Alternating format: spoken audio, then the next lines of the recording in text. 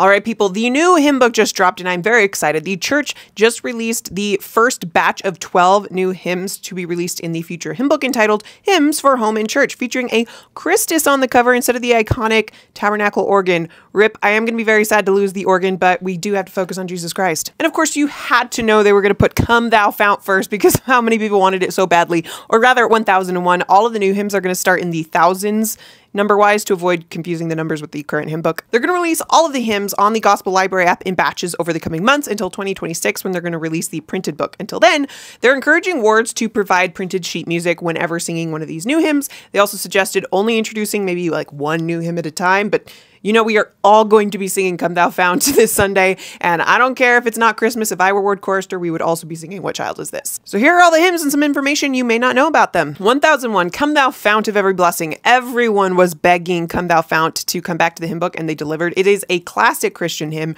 written in 1758. It also used to be part of the Latter-day Saint repertoire, but it did not make it into the 1985 hymn book, so there's been a bit of a renaissance for this hymn in the last 20 years, and I would imagine people are ubiquitously happy that this hymn has finally come back home. 10 out of 10. 1002, When the Savior Comes Again is a new submission from Lane Johnson, who's an adjunct professor at BYU teaching choral composition. It's got a lovely melody. 10 out of 10. Okay, 1003, It Is Well With My Soul. This has got to be one of my favorite hymns of all time because of what it cost to write. This song was first published in 1876 by Horatio Spafford, inspired by the tragic events of his life. From financial ruin to losing all 4 of his daughters at sea while crossing the Atlantic, Horatio never stopped believing in God and poured his grief into his faith and into this song. So go watch the Tabernacle Choir with Hugh Bonneville telling this story. You will cry. 10 out of 10. 1004, I Will Walk with Jesus. This one is a children's song composed by Stephen P. Shank in 2019. You've likely heard this song featured in a recent primary program in your ward, and now all of us can sing it in sacrament meeting. 1005, His Eye is on the Sparrow is likely not familiar to many Latter-day Saints, but it is a traditional Christian hymn composed in 1905 by Charles H. Gabriel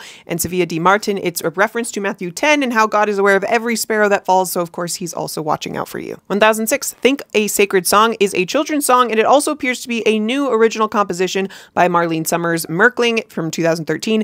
This strikes me as a more reverent version of that primary song, Hum Your Favorite Hymn and Sing Out with Vigor and Vim. 1007, As Bread is Broken is our first new sacrament song, also a new composition written in 2018 by Stephen A. Reynolds. 1008, Bread of Life, Living Water is another sacrament song. This one's composed by Annette W. Dickman in 2011, and this one keys in on a lot of Latter-day Saint theology around the atonement, talking about things like bleeding from every pore and coming to the altar to offer a broken heart, contrite spirit, other teachings from the Book of Mormon, and it gets its title from the Bread of Life sermon in the Book of John. 1009, Gethsemane. The song was made famous in Latter-day Saint culture when 3-year-old Claire Crosby sang this song in a YouTube video that went viral in 2016 and got like 19 million views. This song was composed by Melanie F. Hoffman in 2007. We've got 4 new Easter and Christmas songs in this batch, and it's about time too because our current handbook is very scant on Easter hymns specifically.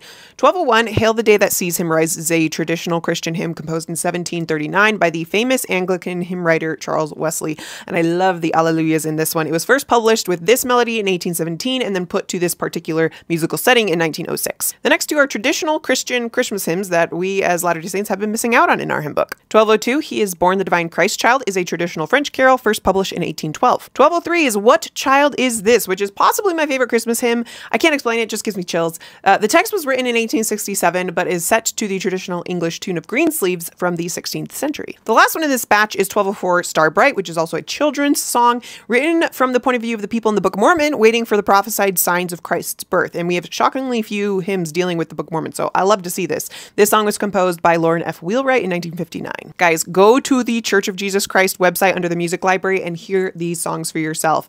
I am so excited for this Sunday.